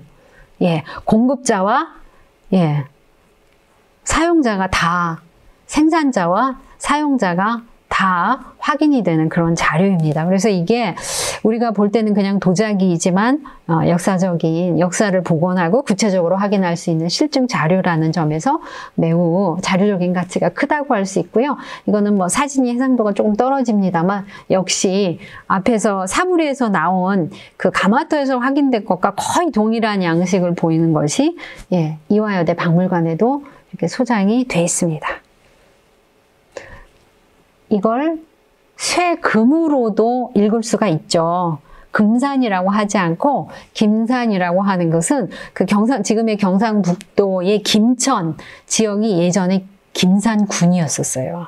그래서 이것을 지금 김산으로 읽고 있습니다. 그러면 청주 지역에, 충청북도 지역에 지명이 있는 것은 없는가? 아주 다행으로 한 점이 확인된 바가 있는데요. 이것은 가마인 생산 유적에서 확인이 된 것이 아니고 굉장히 큰 규모의 건물지가 확인된 지금 현재의 청주시 운동동에 있는 조선시대 유적에서 한 점이 확인이 됐습니다. 그래서 접시로 추정이 되는데요. 이게 옆에 측면은 지금 훼손이 돼서 남아있지 않기 때문에 접시일 가능성이 큽니다만 여기 안쪽에 잘 안 보입니다. 안쪽에 이 청주라고 되어 있어요. 그래서 이 충청도 지역의 지명이 확인된, 앞에 보신 그 김산을 빼고 충청도 지역의 지명이 확인된 사례가 한 점 이렇게 있습니다. 그 다음에 이 영동 사부리 지역에서 이 나라의 세금으로 내는 그런 자기를 제작했던 자기소답게 고려시대에 앞에서 강진 용운리에서 본 것과는 다르지만 이렇게 일부 갑발로 보이는 것들이 확인이 되고 있습니다. 그리고 이런 것들은 아마 요업도구, 뭐 굽통으로 사용하거나 그랬을 가능성이 있습니다. 이것도 역시 이 갑발의 다른 형태입니다. 그 다음에 이제 보은 저감리 유적을 살펴보도록 하겠습니다. 보은 저감리 유적에서는 가마와 함께 아마도 공방이 아니었을까, 작업장이 아니었을까라고 추정이 되는 그런 유구가 확인이 됐습니다. 그래서 지금 보시는 요 가마고 그동안 본 가마들 중에서는 비교적 상태가 양호합니다. 양호하다고는 하지만 가마 벽하고 천정에 역시 남아있지 않고요. 여기 이맛돌은 지금 사라지고 없지만 여기가 아궁이고 앞에 본 것들보다는 여기가 좀 높습니다. 여기가 높고 불턱을 넘어가면 여기부터 가마 바닥이 돼서 이 도지미를 깔고 여기 이제 자기를 재임을 해서 번조할 수 있는 것이죠. 그래서 가마가 이렇게 있고 아마도 가마가 길기 때문에 이 측면에 출입구 시설이 여기 있었을 것이고 이런 쪽에 이제 폐기물이 바로 이렇게 버려져서 퇴적이 되게 되는 것입니다. 그리고 여기서 좀 떨어진 곳에 이런 돌로 여기 아까 말씀드린 것처럼 이게 온돌 시설로 보이고 해서 이게 공방지일까 아닐까라고 추정이 되는 것이고 이 공방지를 이제 위에서 촬영한 부분입니다. 그래서 이 부분이 한 칸의 어떤 공간인 것이죠. 그래서 요 부분이고, 그 다음에 벽 쪽에 이런 기둥 구멍들이 좀 보이는 그런 상황입니다. 그래서 이런 구조물들이 있기 때문에 작업장이 아닐까 이렇게 생각하고 있습니다. 이 저감리에서는 앞에서 본 영동 사부리에서 나온 것과 양식적으로 매우 비슷한 분청사기를 제작을 했습니다. 물론 이런 문양이 없는 것들도 있지만 이렇게 전면을 다 이나문으로 촘촘하게 장식을 한 발 또는 대접이라고 하는 것이고요. 여기는 다 접시류입니다. 그런데 여기서는 아쉽게도 그 사부리에서처럼 글자가 있는 것은 확인이 안 되었습니다. 그러니까 중앙에 세금으로 상납하는, 곡물로 상납하는 공납자기를 제작한 것은 확인이 안 됐지만 이렇게 양식적으로는 유사한 이런 분청사기들이 확인이 됐고요. 그 다음에 이제 앞에서 설명드리지 못했던 그런 기종들이 있습니다. 여기는 병, 크고 작은 병이고요. 그 다음에 이것은 중간이 훼손이 되고 없지만 양쪽의 측면의 마구리라고 하는 부분이 이렇게 남아있는 장군 또는 장분이라고도 하고 장부라고도 하는데요. 이 장군이 이렇게 장군편으로 보이는 게 있습니다. 이 장군의 용도는 이렇게 장군은 요 윗부분에 이렇게 목하고 입구가 있는 그런 형태인데요. 장군은 주로 액체를 담는 데 씁니다. 술을 담기도 하고 기름을 담기도 하고 꿀을 담기도 합니다. 그래서 1425년에 이 조선왕조 실록의 기록에 의하면 이 장군이 술을 담는 죽이다 이런 것을 알 수 있는 기록도 있습니다. 그래서 역시 이 가마에서는 아까 설명드린 것 같이 이렇게 도지미와 불구멍 마개 이런 것들이 확인이 됐고, 굽을 깎거나 할 때 가마 위에 부착을 하고 거기에 그릇을 얹어서 그러니까 약간 꾸덕꾸덕한 테토나 이런 걸로 고정시킬 수 있는데요. 그렇게 해서 굽을 깎는 데 쓰지 않았을까 하는 굽통으로 보이는 것이 있고, 이 유적에서는 아주 재밌게도 이 칼일 가능성이 있는 금속 철제 도구가 확인이 됐습니다.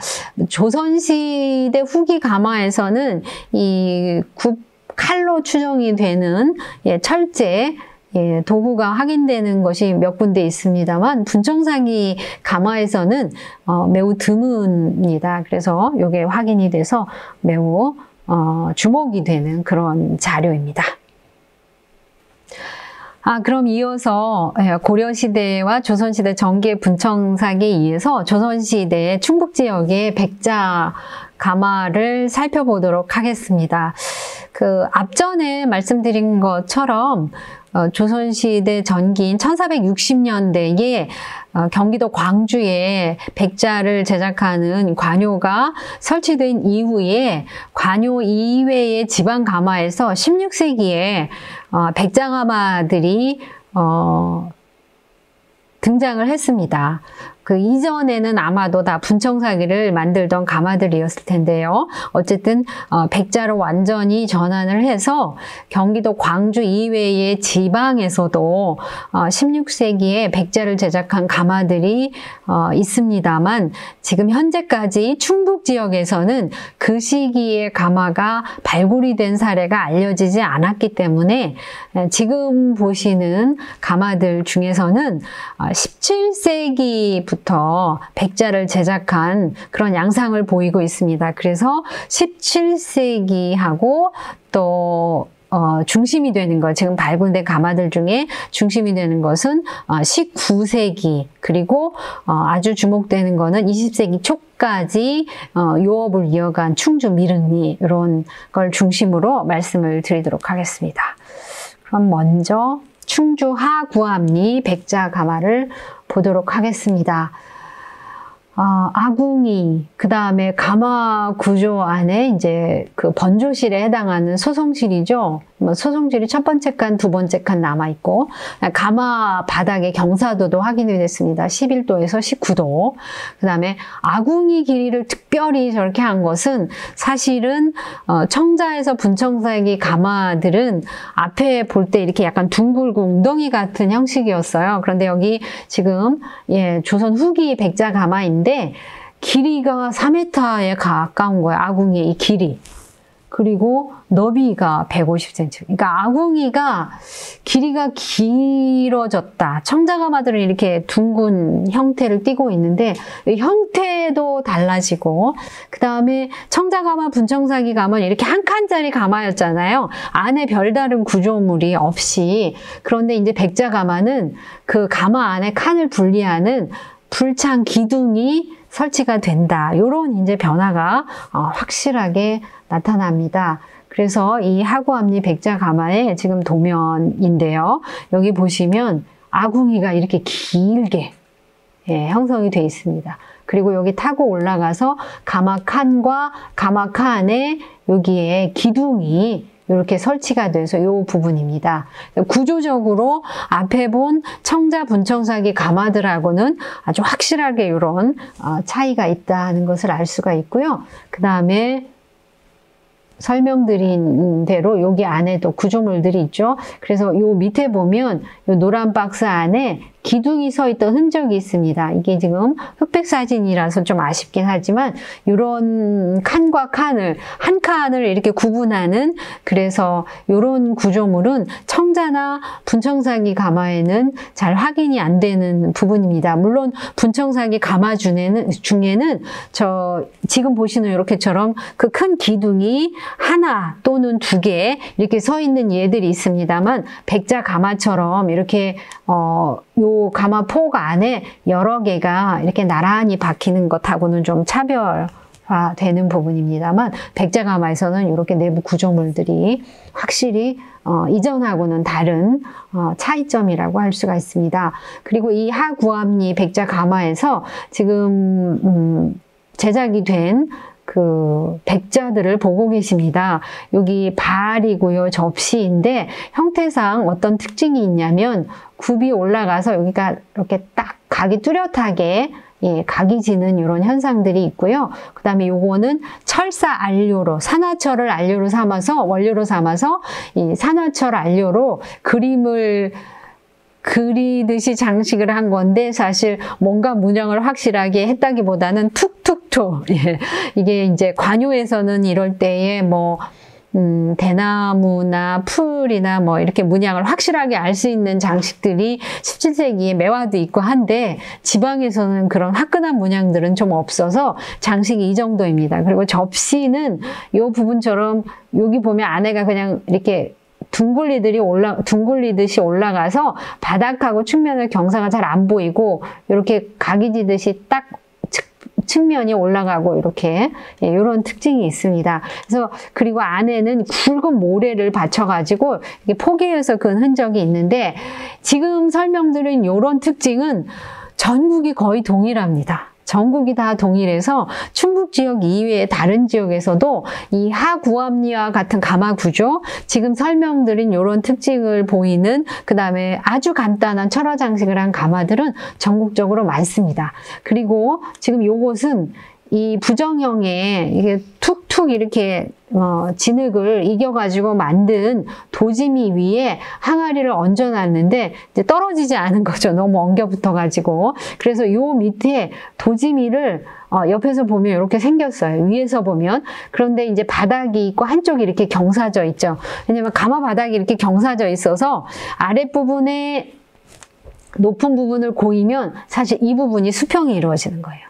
그래서 도지미 형태를 알 수가 있습니다.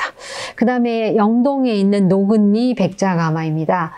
여기에서 가마 한기 폐기장, 그 다음에 이 가마 같은 경우는 아궁이도 남아있고, 그 다음에 번조실이 아까 앞서서 설명드린 것처럼 이렇게 기둥처럼 생긴 그런 구조물로 5칸이 구분이 된 비교적 상태가 양호하게 잘 남아있습니다.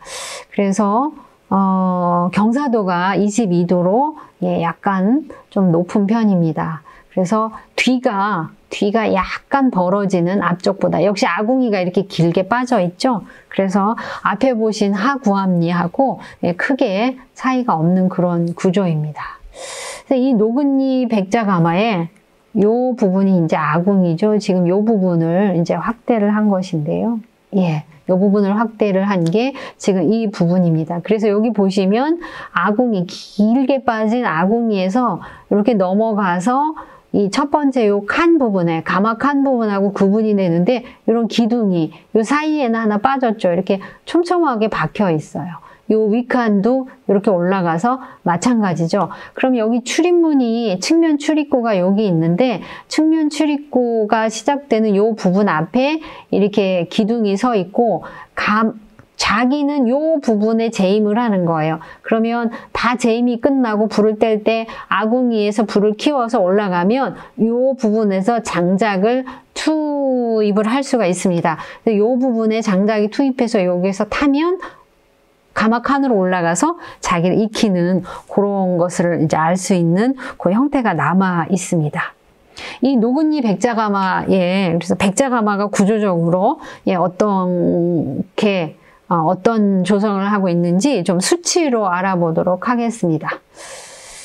그 다음에 여기 특히 이 번조실에 첫 번째, 두 번째, 세 번째, 네 번째, 다섯 번째까지 앞부분이 너비는 요 폭이죠. 너비가 130인 거예요. 그러면 이게 이제 1m 30이죠. 1m 30인데 맨 마지막에는 점점 커져가지고 190, 맨 마지막에 230.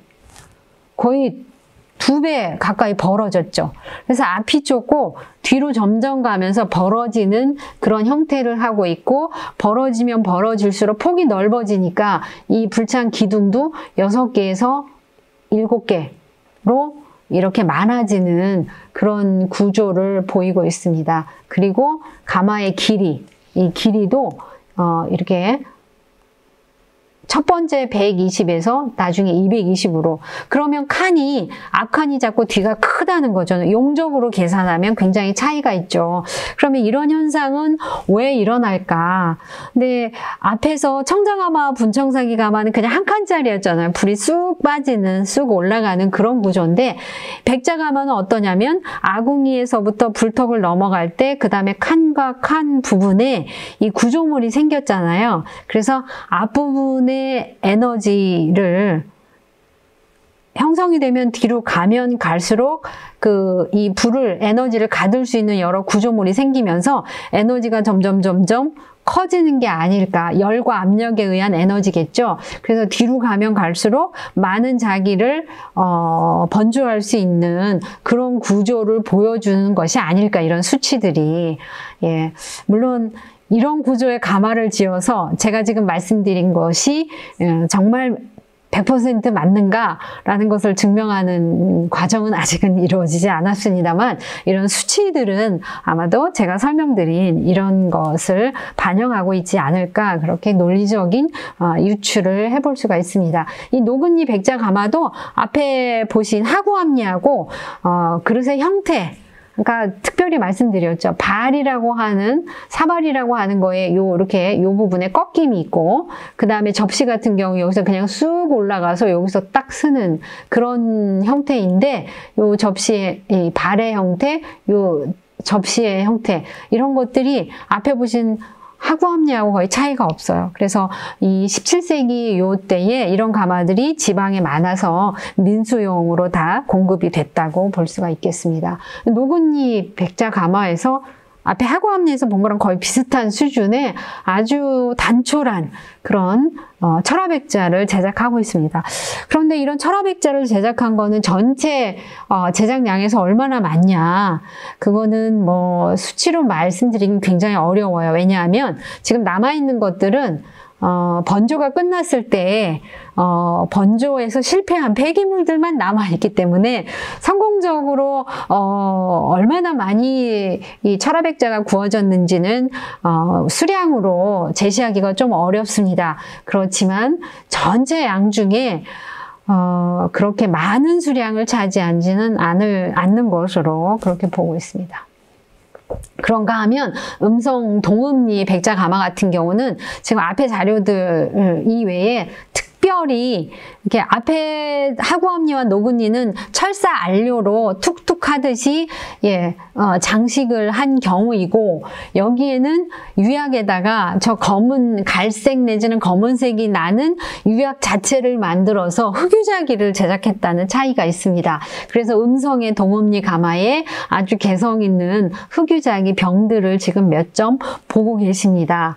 그래서 지금 보시는 이런 그 장식이라든가 요 각이 지고 그다음에 이런 부분, 이런 것들은 사실은 우리가 그동안 굉장히 좀 생경하고 이질적인 부분이 있었어요. 그래서 비교적 오래전에는 지금 보시는 이런 것들이 그냥 전세품으로 박물관에 있거나 할 때 제작 시기가 언제일까 상당히 의구심을 가졌었는데, 이런 자기들이 17세기, 18세기 요때 제작이 됐다는 것을 이렇게 추론할 수 있는 이 가마 발굴 결과 그런 거를 추론할 수 있는 이제 근거를 마련하게 됐죠. 그래서 요 바닥에 이렇게 굵은 모래를 깔고 번조를 했고, 요 병 같은 경우는 깨진 단면을 봤더니 이 태토가 백자 태토이더라. 그래서 시기적으로는 앞에 보신 하구암리나 노근리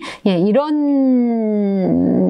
걸 만들던 17세기, 18세기 요때에 가마별로 지역적으로는 이렇게 흑유자기를 개성 있게 만든 가마도 있다.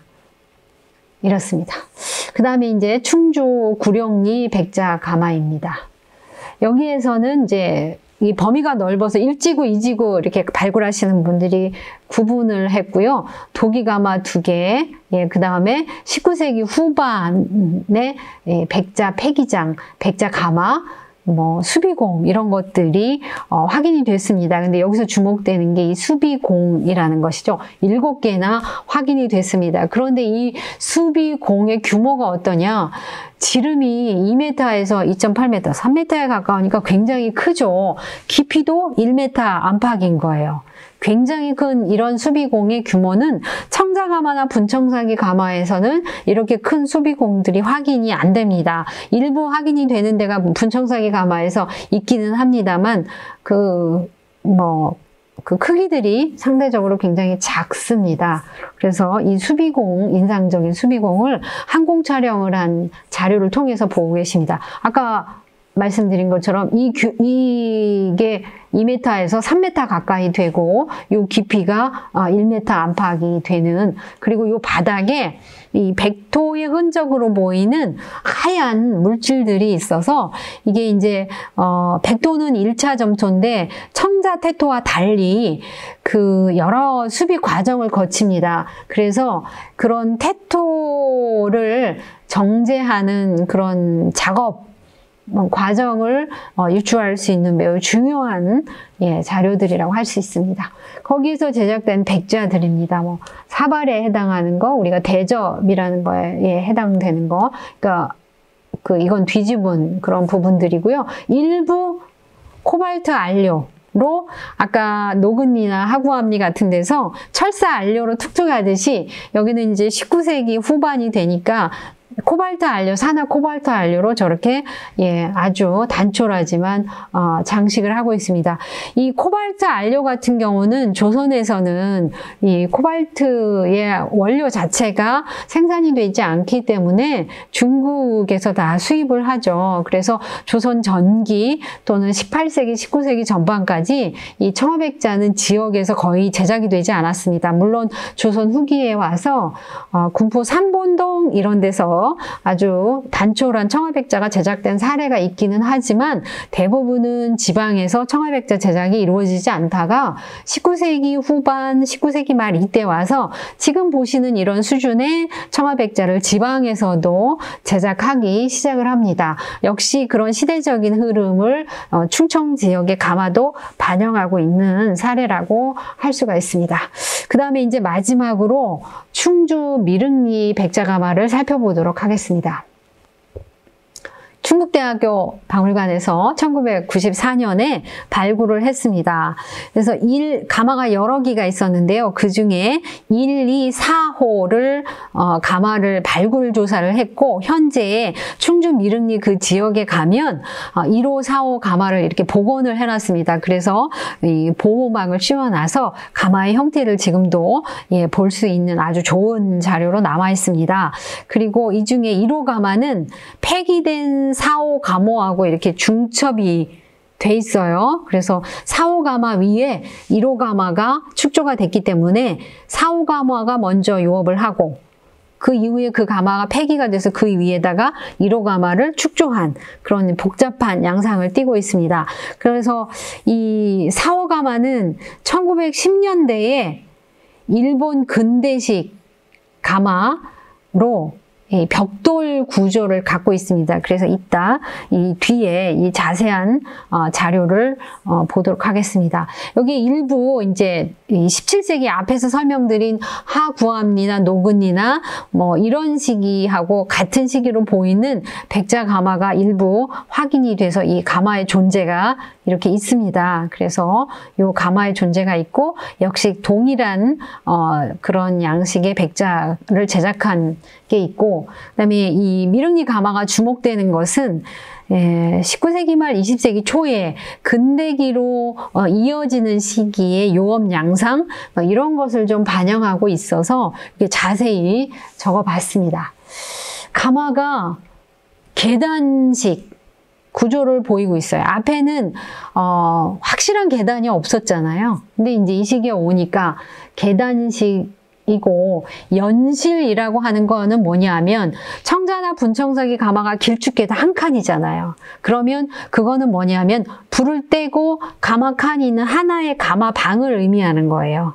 그 앞에서 본 길쭉길쭉한 가마들은 사실 단칸, 한 칸짜리 가마이고, 연실이라고 하는 것은 불을 떼서 하나의 독자적인 방 안에 자기를 구울 수 있는 그런 하나의 칸 구조가 연이어서 붙어 있다는 의미예요. 그러니까 가장 발달된 형태라고 할 수가 있죠. 그래서 이 연실의 계단식의 구조를 하고 있고, 그 다음에 천정이 잘 남아 있어요. 그래서 여기 안에 궁룡형을 하고 있는 천장 형태가 남아 있는데, 이 궁룡형을 축조하는데 망생이를 썼다. 점토 덩어리를 30cm에서 40cm 정도의 점토 덩어리를 이렇게 길쭉하게 만들어서 그걸 이렇게 아귀를 맞춰가면서 해서 궁룡형 형태를 만드는 것을 망생이 또는 망동이, 그래서 망동요라고 부르기도 합니다. 그 망동이라는 그 용어는 1890년대에서 1910년대까지 약 20년 동안 경기도 광주의 분원이 이제 분원 공소로 전환이 되면서 국가에서 국영을 포기하고 공소로 전환을 하고 나중에 민영화되는데, 그때 이제 공인의 역할을 했던 지규식이라는 사람이 쓴 하제 일기 20년 동안의 기록인데요. 그 기록에도 망동요라는 용어가 있습니다. 이 시기가 거의 비슷하잖아요. 그래서 이 미륵리 가마도 이 망생이 망동이를 가지고 축조한 그런 가마에 해당이 된다. 그리고 20세기 전반, 20세기 초라고 할 수 있죠. 그래서 운영 시기를 보이고 있다.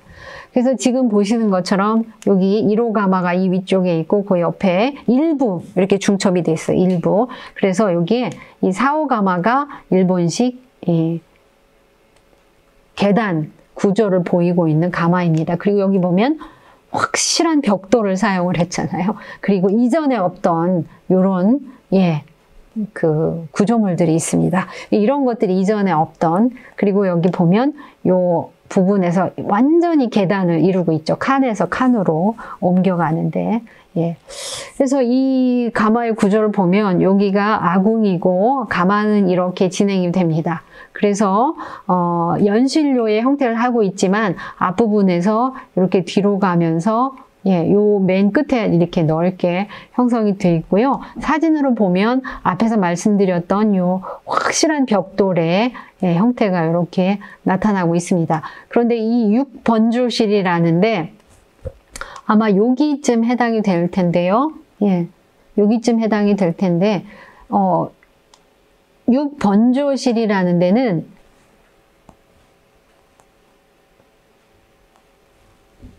여기는 굴뚝 부분이고요. 이 디테일 사진들이 있습니다.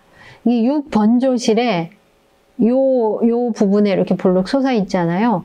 요 부분에 이렇게 이 천정에 이르는 요 구조물이 남아 있습니다. 요것은 이제 발굴하면서 이 천정이 주저앉을까봐 요것을 막대기로 지금 지지하고 있는 형태고요. 원래는 뭐 이게 없는 형태입니다. 그래서 이런 부분의 가마의 두께라든가 안에 이제 어떻게 구조적으로 어떻게 조성을 했는지 축조를 했는지 그런 걸 알 수 있는 상태이고요.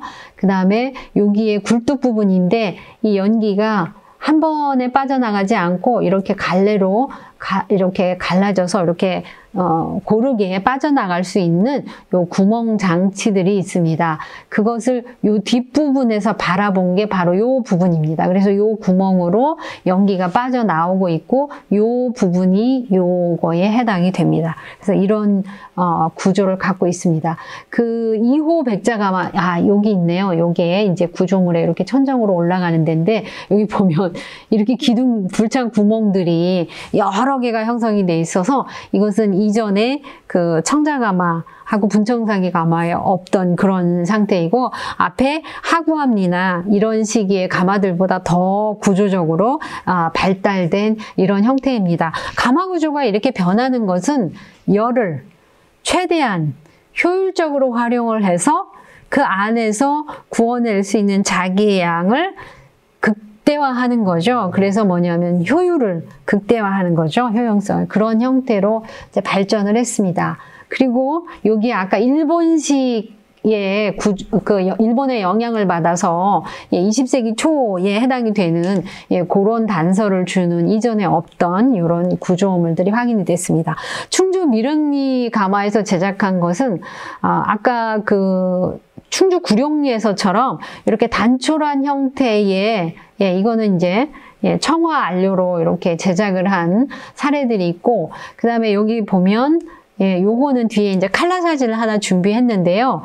그 이전까지는 뭐냐 하면 코발트로 그릴 때도 다 그냥 이렇게 붓으로 툭툭 치거나 아니면 그리거나 이런 거였는데 공판화 기법, 그러니까 문양지대로 뭔가 구멍을 뚫고 그 안에 안료를 이렇게 치면 문양이 그대로 되는 스텐실 기법이라고 하는 건데요. 공판화 기법이 있고 또 하나는 일본에서 들어온 새로운 제작 기술이죠. 그 전사지라고 그래서 문양이 있는 스티커 같은 게 있어요. 그걸 딱 붙여가지고 번조를 하면 나중에 그 문양이 그대로 드러나게 되는 이런 것들이 우리 전통 요업 기술에는 없던 것인데 일본을 통해서 새롭게 들어온 그런 요업 기술이 20세기 초에 사실은 이 충주에 미륵리가 있는 곳은 문경하고 이어지는 곳으로 상당히 오지에 해당이 돼요. 그래서 이런 곳까지 일본의 새로운 기술들이 유입이 돼서 요업의 변화를 보이고 있다는 그 시대적인 상황을 보여주는 아주 귀중한 유적이라고 할 수가 있고요. 아까 말씀드린 19세기 말에서 20세기 초에 해당이 되는 충주 미륵리에서 공판화 기법으로 제작을 한 청화백자예요. 요 칼라 사진 확보가 좀 쉽지는 않았었습니다만, 그래서 이런 이전에 없던 제작 기법으로 제작을 한 것이 알 수 있고요. 그러면 충북 지역에서 보는 이러한 것은 지금 미륵리를 통해서 보는 이런 시대 상황들은 뭐 조선의 전체에서 일어났던 그런 상황이죠. 그런 것을 극명하게 보여주는 것으로는 강원도 양구에 칠전리에 이제 백자 가마가 있습니다. 여기도 이제 발굴이 됐기 때문에 비교 자료를 좀 간단히 준비를 했고요. 아까 앞서 말씀을 드렸지만 1883년에 관유였던 경기도 광주 분원사기소가 이제 국가에서 직접 안 하고 이 공소로 이제 전환을 하죠. 이렇게 궁궐에서 요구하는 것을 납품을 하고 그 대가를 받는 그런 식으로 이제 공소로 전환을 하는데 84년에 완전히 민영화됩니다. 그래서 민영화된 이후에는 여러 사람들이 자본을 내 가지고 이제 회사가 되는 거예요. 회사가. 그래서 1910년경에는 분원자기 회사가 또 설립이 되기도 하는 이런 시대적인 큰 변화를 반영하고 있는데 충주 미륵리 가마와 함께 이 칠전리 가마에서 공동 분모가 되는 게 칠전리 가마는 공소의 역할을 했던 곳이기 때문에 미륵리 가마보다는 이 제작 양상이 조금 더 구체적입니다. 그래서 아까 말씀드린 것처럼 이 공판화 기법, 스텐실 기법으로 백자를 제작한 게 전통적인 이 코발트 안료 자체는 똑같은 거예요. 그런데 여기 보시면 저렇게 구멍이 뚫려 있는 이 문양지 같은 게 있어서 거기다 대고 안료를 툭툭 치듯이 그리고 그 문양지를 떼내면 그 구멍을 통해서 문양 부분만 저렇게 드러나게 되는 이런 기법이 이제 미륵리에서도 있었던 것이고요. 이것은 뭐냐면 이제 아까 말씀드린 것처럼 스티커처럼 전사지가 따로 있어서 그걸 붙여서 제작하는 방식이고, 예, 요거는 그 디테일입니다. 요것은 조금 더 공판화 기법으로 제작했을 때 조금 더 상태가 좋은 그런 것 중에 이거는 이제 소비지 한양 도성 안에서 출토된 건데 이 목숨 숫자인데 공판화로 제작했다는 것이 아주 깔끔하게 잘 나타났기 때문에 이 사례를 보여드립니다.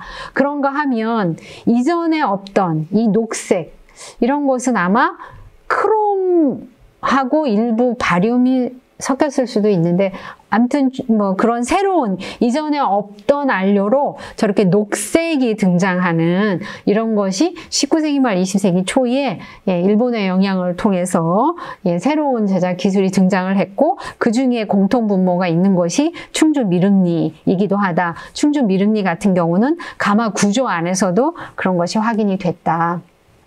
그래서 박물관에 일부 이렇게 전세품들이 있는데요. 이런 거는 비교적 우리가 시간적으로 가깝다고 느껴지는 것들이잖아요. 지금 보시는 이것도 전통적인 코발트 안료의 이런 새로운 크롬이 주성분인 뭐 이런 녹색의 이런 색감을 내는 것들이 이제 이런 시기에 제작이 됐다는 것을 알 수가 있는 사례입니다. 그래서 제가 준비한 자료는 여기까지인데요. 이 충북 지역에서 고려시대에서 조선시대까지 발굴된 가마 중심으로 그 요업의 구체적인 양상하고 시대적인 변천을 좀 개략적으로 말씀드렸습니다. 향후 더 발굴 자료가 이제 축적이 되면 더 구체적인 이런 이야기도 가능할 것 같습니다. 부족하지만 오늘 준비된 내용을 이상으로 제가 말씀을 드렸습니다. 그럼 마치도록 하겠습니다. 감사합니다.